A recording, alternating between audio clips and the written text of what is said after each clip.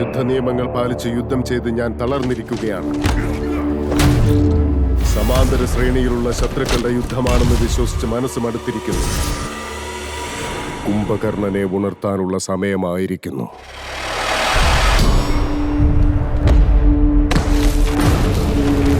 ഇവർക്ക് വേണ്ടിയാണോ എന്നെ ഉറക്കത്തിൽ ഉണർത്തിയത്? നിങ്ങളിൽ ഒരാൾ പോലും എന്നോട് നേരിട്ട് ഏറ്റുമുട്ടാൻ തയ്യാറല്ലേ?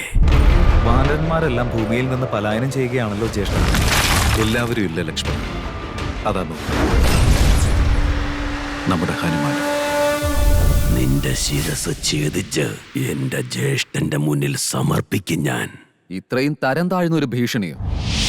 കുറെ കാലം ഉറങ്ങിക്കിടന്നതിന്റെ കുഴപ്പമായിരിക്കുമെന്ന് തോന്നുന്നു.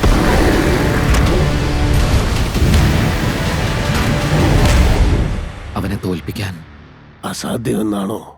കഠിനം തന്നെയായിരിക്കും. ജാമ്പവൻ അമ്മാവൻ എന്നോട് പറഞ്ഞിരുന്നു, മനസ്സിനെ നിയന്ത്രണ വിധേയമാക്കണം.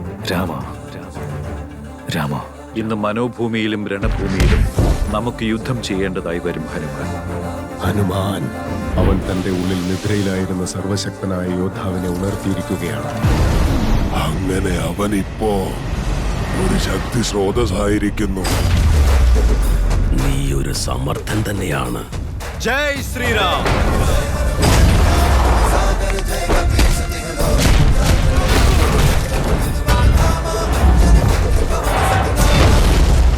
തിരിച്ചു പോയിക്കോളൂ. രാജകുമാരി സീതാദേവിയെ കൂട്ടാതെയോ? ഒരിക്കലും ഉണ്ടാവില്ല.